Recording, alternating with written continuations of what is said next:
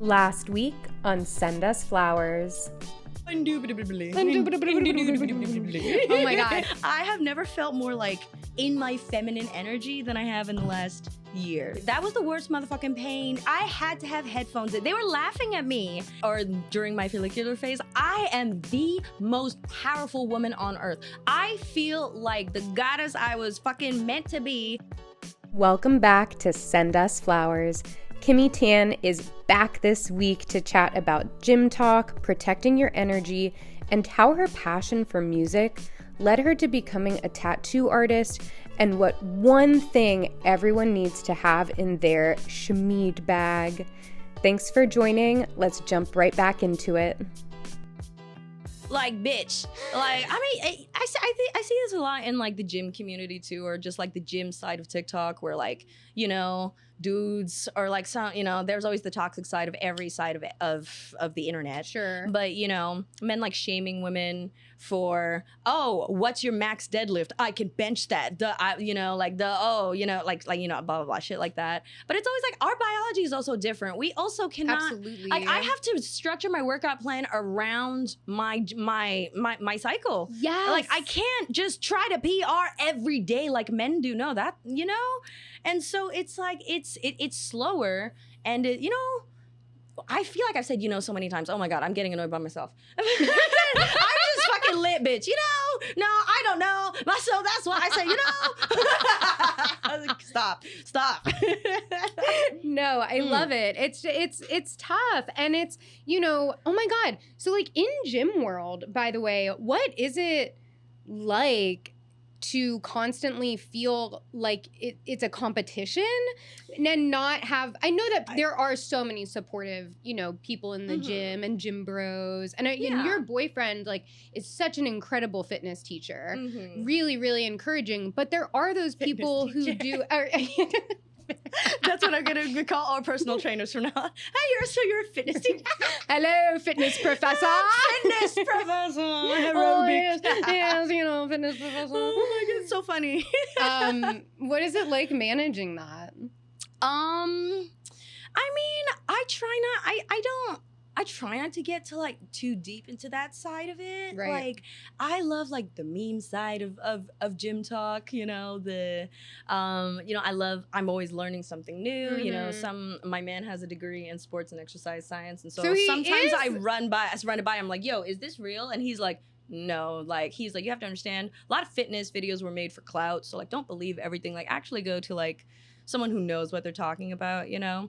And no, there's definitely like a toxic side of gym TikTok too. And it's like, you know, the pressure to like feel the need to like look lean all the time and be like lean like all year round. And, you know, and a lot of people, you know, also are not very open about, you know, maybe they're not, or if they're natural or not, if they're on any like PEDs and things like that. Like, you know, I feel like that's also like a different, you know, side of things. I mean, it's just at the end of the day, I consume what I like, and I just ignore like the toxic side of it. But I can imagine like to be a fitness influencer must be, oh my God, I can't even imagine like the pressure. Right. Like to have to like not just look good, like just be generally in shape, but like to have to be like lean and vascular and fucking, yeah. And you know, you're not in good lighting all the time, you know, there's and posing, like every single time I take like a gym selfie, like bitch, I'm not walking around like all the time, like, you know what I mean? Like there are certain things like I like, you know, it is a part of like admiring like the work that you've done, because if you don't flex, if you don't pose, how are you supposed, and in good lighting, how are you supposed to see the progress or anything? You know, so like I get that. So I'm just saying, I can't imagine like the pressure of that, you know, especially if you're a woman too. It's like, oh my gosh. Shout out to, you know, if the worlds intersect, gym influencers who smoke weed. I actually do know a lot of gym influencers who smoke weed. Wait, there's one from Maryland. Oh, no way. Oh my God. I'll send you her page. It's like self-care with Clarissa. I think, I'm so sorry if I butchered it. I'll put it also in the bio, but like I'll send you her profile. I love her content, and she lives in Baltimore. Okay. And so it's all like kind of like this like weed lifestyle girl in Baltimore, Maryland. That's and dope. So Kimmy has spent time in Maryland. I'm from Maryland. I know. I'm literally getting my hair in my face, but like, it's super cool. And so, yeah, it's like so inspiring. I love her page. That's awesome. It's very fun. You're so good at protecting your energy. Oh, thank you. I think that's really powerful. Thank you. It comes from years of not being able to, you know, finally. I think you've really like, especially just as you talk about things you even engage with online, that's really powerful to say, I know that exists and it's toxic and it's just not for me. Yeah. Oh, yeah, absolutely. Because it's like, why would I want to hurt my own feelings? True. Like, you know, and everyone, it's really easy to like get lost and go down and spiral down a hole of, you know, that type of content, just because, you know, something like that, it's sometimes it feels like a car crash where it's like, oh, I know it's bad, but, you know, I just want to click on it anyway. But it's just like, no, I know these people exist. I know, like, you know, there are people on the internet that are disgusting. Like, so why would I go down? Why would I like go over to the red side, to the red pill side? You know, it's just like, okay, no, okay, whatever.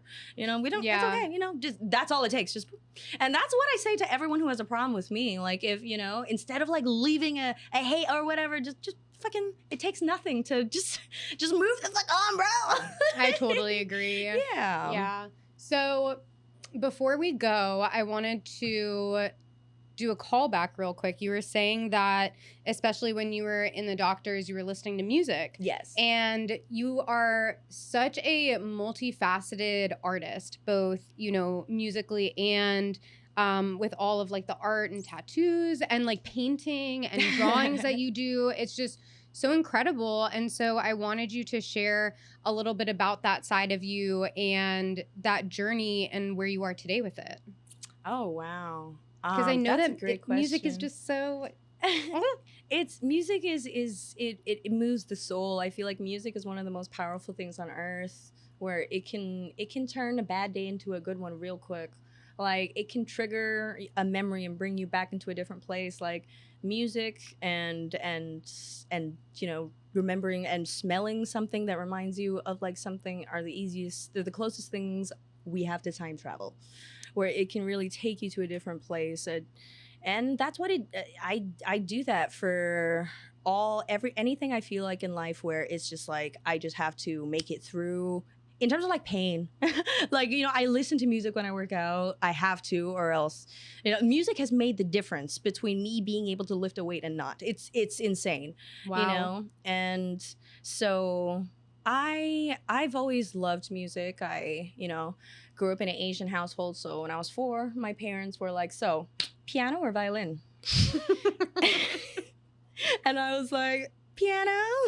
So I learned piano, and I loved it, you know, up until I guess it got to a point where it was too like classical for me, and I wanted to do other things. And I enjoyed playing piano. I really loved playing piano and like just kind of just bullshitting, like kind of learning on my own. Like, I probably would have been able to learn piano if I didn't even take lessons, you know. And I feel like taking lessons would have like intellectualizes like music a lot. I mean, I went to music college, so yeah. I feel like that's what that did.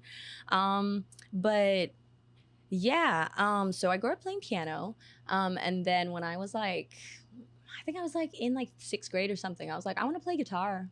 And my parents would not buy me a guitar, but I begged them. And finally my dad was like, okay, I'll get you like a really, really cheap guitar, but you have to promise me that you'll like take it seriously, take lessons, and like get really good at it. Like, don't do anything that you're not, and you still have to play piano. And I'm like, okay, that's fine. So that was the only way they would let me play guitar. So yeah, you know, and that was around the age, I was like still, you know, discovering myself and my identity. And I found a lot of that in music. Around that time, it was when the emo movement was uprising and strong. Yes. And bitch, that's where, oh my God, I found my people. I finally like felt like, you know, I belonged somewhere, because I didn't really have the best time at school making friends and stuff, you know. So I lived on the internet from a very young age, like MySpace. Oh my God, so embarrassing looking back now. Oh my gosh. But yeah, you know, I played in a rock band. I like hosted all my school's music events. Like I was very involved with the music scene. I played guitar, I sang. I wrote music. Like I had a whole Reverb Nation like page where I would upload like my originals and my covers, and then I would get embarrassed and delete it all. And it was everything I thought I wanted to be, you know. I came out with like an album. I had the album art like with like 12 tracks or something, and I still have my little songbook, you know. I still play music every day still, you know, but I just figured out that it wasn't my calling. Like it's just something I'm meant to enjoy. And if I don't know, if I knew that at least for me, if I tried to like take it too seriously, I would overthink and it would consume me. And I would rather do that, because overthinking art, I have a lot higher of a overthinking threshold when it comes to like art and everything. But I feel like it's all connected though, music and art and everything. I just No, absolutely. I don't know, I just feel like I'm just like an artist and it just like spills everywhere. Yeah. Well, it's your message, it's your heart song. Aww. And then it's just the different mediums that you use to share that. Mm-hmm, I think that's kind of, you know, it's the same thing, it's just the form of the message shifts. Yes. Mm-hmm. The package is different. The package is different. The packaging is different. Same package. Different packaging. Yeah. Mm-hmm. Branding, you know. So what then brought you to being a tattoo artist? How did that start to evolve? Oh my gosh. So I at the time I was at Berkeley. And that was, you know, around the time I had that realization, like, oh, music it's not where my passion is. And like, since I've been here, I've been drawing a lot. I've been to the fucking art store a lot more than I have to the music store. And my favorite part of music school is drawing the notes and scoring music and stuff. And so, I decided to take a little break. So I went back to my parents in Beijing. And I'm from Singapore, but we lived in Beijing. And there was this tattoo shop that I always went to, because I've been getting tattooed since I was like 14. There's like no age restriction there. It's crazy. That's kind of dope. Dude, it was, I mean, shit, what? Oh my God. Yeah, I got this baby when I was like 14. What's your first tattoo? It's this music note right here. It's like a treble clef, bass clef music. Like, I thought I was so fucking original for coming up with this. I drew this like a million times in my little diary, and I finally came up with it. I'm like, oh my God, I am a genius. And then I realized it was the most common tattoo. Bitch, like 1 out of every 5 people had this tattoo at Berkeley in some shape or form. Some huge, some small, some like in cursive, some in, you know, bold, some filled in, some in color. You just found your people. Oh, that's what I thought at first, but oh my God, it was Berkeley was an amazing experience. And like, I learned a lot. I met a lot of amazing people. I still love playing music. I still play music every day. But I don't know, something was just telling me it was not my life thing. So I went back to Beijing, and there was this tattoo shop I always used to hang out at. It was, I don't know, like the guy who owned this the shop, my mentor, eventually became my mentor. He was just always a really like nice, chill guy, and he would listen to my problems. He was like very like, I don't know, he just always had the best advice. And like, you know, I wasn't really close to my family, you know what I mean? And so that tattoo shop was like almost like a second family to me almost. And, you know, I was all my starter tattoos were done by him. And then one day I just brought my like portfolio from art for I forgot what I was doing that time. And he saw my art and he was like, yo, you're actually like really good. He was like, you can really draw, like you really, have you ever, you know, thought about tattooing? And I'm like, and I was like getting really excited. I'm like, oh my God. But I was like so nervous. I'm like, wait, I actually kind of have, or like it's been a thing in my life. Cause when I was in 7th grade starting, like I used to draw on myself during class, and everyone was like, you should be a tattoo artist. So I told him that. And then he was like, okay, well, yeah, go to another shop and just like, yeah, you have, and he explained to me how an apprenticeship works. Like you have to like work for it for no pay. You have to like prove your dedication and like all of that. And he wasn't offering me when he was like, yeah, go to like another shop, like for sure, like here's some advice. And I was like, oh, can I like work here? And he was like, no. He was like, okay, you're good, but like you need like no, you need, no, like like that tattoo artist life is different. Just because you can draw doesn't mean you can be a tattoo artist. And I'm like, no, but like I actually do. Like that is a great. That is like no. There is a part of me that it does come natural to me. So yes, I would love that. Like in that, I was like, wait, this makes sense. I love to draw. I used to draw on myself. I love tattoo shit. I'm always gonna be like this is great. And then for the next like week, I came every single day. I was like, yo, can I work here, please? And he was like, no. He was like, I have like another apprentice already. Like, no. And he's been with me for like a year. And like, he's supposed to graduate soon, but he's not there yet. Like, you are living in America. Like, this is not going to work. And I'm like, no, I'm really good. I promise. So for like a week, I was like, I'm really good. I promise. And so I was like, that way I wrote him like handwritten letters. I was just like showing up every day. Like, I will do anything. Please. Yes, please teach me how to tattoo, please. Because there's no tattoo school. There's no tattoo college. The only way you can learn how to tattoo is from someone who has done the craft for a long time. And I'm like, this is such a smart path for me to go down because like my career is going to age like fine wine. The older I get, the more experience I get, the better I'm going to be. Like art is the only thing where the more creativity you spend, the more creativity you have. So like that, I'm just like, I'm meant to be an artist somehow. Yeah. So yeah, I did that. And finally he was like, okay, but you need to understand, like you're going to be making no pay. You're going to be working 12 hours, 6 days a week for nothing. And you're just, that's how you're going to learn how to tattoo. Literally, I don't know how long it's going to take. Depends on how well you do. And I was like, okay. You're gonna be my bitch. Pretty much. You're gonna be the shop's bitch. Anything they want, you gotta do. And it was like only dudes. And like they had been really nice to me up at this point because I was just like, a girl that came here to get tattooed and smoke cigarettes and like whatever. So they were really nice to me. But oh my God, once I started working there, they started treating me like absolute crap, like dog shit, bro. They were like, do this, haha, I'm gonna prank you, do this, stupid. Like, it was, bro, I wasn't allowed to sit with them during lunch. They would all like sit at a table, like with like only enough chairs for them. So I had to squat and like eat my lunch like by myself, like on the other side of the shop where they were like looking at me and taking photos of me and shit. But I'm like, okay, whatever, I don't care. He's teaching me how to tattoo, so fine. Was that Mean Girls? Were you in? No, like, that's just something you have to do. Like hazing. Yeah. Okay. Yeah. And then I had to like run errands for them, like whenever they wanted coffee, if they wanted their cars washed, whatever. And then in his spare time, he would like teach me how to tattoo. And I learned a lot. Bitch. That hazing process was rough though, because like he needed me to understand that like doing a tattoo is like one of the biggest responsibilities like you can have. Like being a tattoo artist, like you are putting something on someone forever. You can make or break their career. You can make or break whether they find a husband or wife. You can make or break how the world perceives them. If you do it badly, you are fucking out someone else's life and you have to live with that forever. And I'm like, I want to do this. I do want to do this. Like I believe I can do this, And so he really taught me how to like have tough skin and how to work in a tattoo shop, because at this point, like this was like when I was like 19. And so he was like, I also like in a sense of like, this is because I care about you. Like, like if you're going to work and try to get a job like by yourself as like a young woman, especially in America, like they're going to be really fucking mean to you and you're going to have to learn to deal with it. And, and he was also like, you need to learn how to like not be so like anxious and emotional, because as a tattoo artist, no one's going to trust you if you look like you don't know what you're doing. And I'm just like, oh shit, no, you're so right. Because at that point, like I said, I was 19. I was very anxious. I was very like timid, very like scared, no confidence like whatsoever.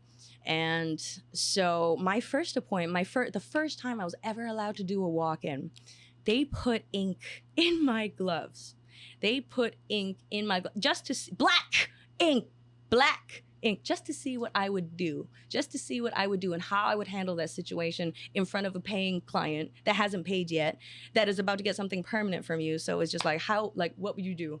Oh my God, bitch. Oh my God, that was the greatest like life lesson I ever had to learn, like real fucking quick, like handle it with grace, handle it with care, act like a professional. You know what I mean? Even when you're shitting balls like inside, you cannot show it because as a tattoo artist, like, dude, if you saw your tattoo artist, like, oh my God, like, you're like, I don't want to get tattooed by this person. What the hell? Yeah. You know? So, yeah, and that also came with a lot of other life lessons, you know? Wow. But yeah, that shit was fucking scary. That was not fun. They were all laughing at me, and like my mentor was just sitting there like, like I looked at him. He was like, "I'm not gonna help you, girl. Like you're on your own now. Exactly. You wanted this. Exactly. I told you what you were getting yourself into, and it was, you know, it was. Yeah, he didn't sugarcoat it. No. I mean, now looking back, it was a great experience, you know, and. I learned how to tattoo real fucking quick. I learned how to work in a shop real fucking quick. Got a job in New York, fucking the tattoo capital of the world at 19 years old. That was like a goal for me at the time, just to like, you know, start tattooing in New York. And yeah, so that led to, you know, that also overlapped with YouTube. Yeah. So now, yeah, I am taking appointments in LA. I got a studio in NoHo. Wait, So if you what? ever- yeah. Oh yeah. Wait, I didn't know about the studio. Oh, it's I'm like, wait, tell me more. I'm looking for new tattoos. Yes, come through. I also, you know, well, for friends, I will do house for friends and like No, you know come to you. I special want to see clients. your space. I will do house calls. But yeah, so it's me and my friend. We have a shared space. It's called Spiritual Gangsta Studio. Oh my in NoHo. gosh. So we are on Google. So at Spiritual Gangsta Studio right here, I'm gonna leave it. It's me and my girl Mel. She's amazing. She does these like micro like fine line tattoos, and it's so beautiful. So yeah, and then there's cats. I'm there. I'm so there. Upstairs though, away from the tattoo area. That makes sense. Yes, that makes away sense. from the tattoo area. That makes But sense. Yeah. I love seeing cats after a tattoo's been wrapped up, and we can look at cats. Yeah, Play there with we cats, go. Maybe. Yeah. I mean, if that's okay with Mel, they're Mel's cats. Yeah. Mel and her wife Callie. You're like, the cats are conditional. Yes, I don't want to overextend. Sorry.